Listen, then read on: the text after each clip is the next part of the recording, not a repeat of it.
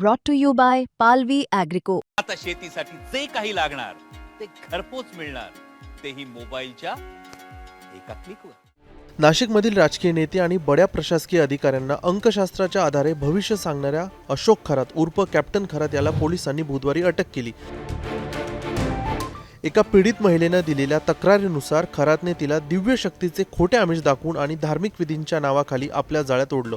पीडितेला अंमली पदार्थ मिश्रित अन्न देऊन आणि हिप्नोटाईज करून तिच्यावर अत्याचार करण्यात आले. हा प्रकार 2022 पासून डिसेंबर 2025 पर्यंत सातत्याने सुरू होता. तसेच पीडितेच्या पतीच्या जीवाला धोका असल्याची भीती दाखवत तिला गप्प ठेवण्याचा प्रयत्न करण्यात आल्याचंही तक्रारीत नमूद आहे. या प्रकरणी नाशिकमध्ये गुन्हा दाखल झाला असून न्यायालयानं आरोपीला 7 दिवसांची पोलीस कोठडी सुनावली आहे. दरम्यान तपासात आणखी एक धक्कादायक बाब समोर आली आहे. अशोक खरात याने गेल्या काही वर्षात अफाट संपत्ती जमा केल्याचा अंदाज आहे.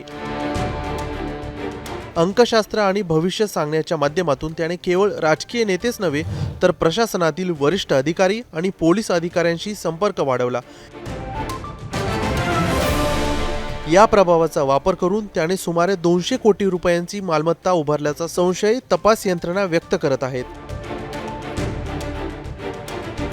दरम्यान तपासादरम्यान समोर आलेल्या माहितीनुसार 150 कोटी रुपयांची बाजार मूल्य असलेली नाशिकच्या पाथर्डी परिसरात 30 एकर जमीन आहे. तसेच 2 कोटी रुपये बाजार मूल्य असलेली सिन्नर तालुक्यातील खांडळवाडी मिरगाव येथे 45 एकर जमीन आहे. 30 कोटीहून अधिक किंमत पत्नी कल्पना, मुलगी सृष्टी आणि तृप्तबाला यांच्या नावे पाथर्डी व गवळाणी शिवारात जमीन आहे. तसेच सिन्नर तालुक्यातील मिरगाव येथे मंदिरामागे उभारलेलं भव्य फार्म हाऊस हे 10 कोटी रुपये बाजार मूल्य इतकं आहे.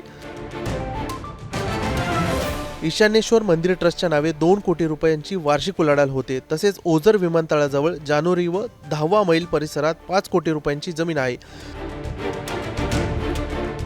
कर्मयोगी नगर येथे अलिशान बंगला असून त्याची किंमत 5 कोटी रुपये आहे.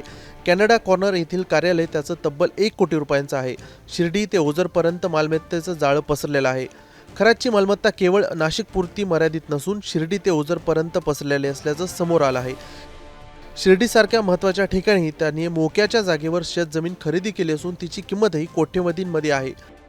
अल्पावधीतच एवढी मोठी संपत्ती उभारल्यामुळे आर्थिक व्यवहार आणि उत्पन्नाचे स्रोत तपासण्यावर भर दिला जात आहे.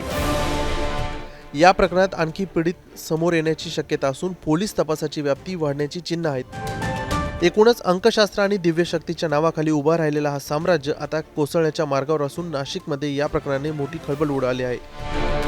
मुंबई तकसाठी प्रवीण ठाकरे, नाशिक.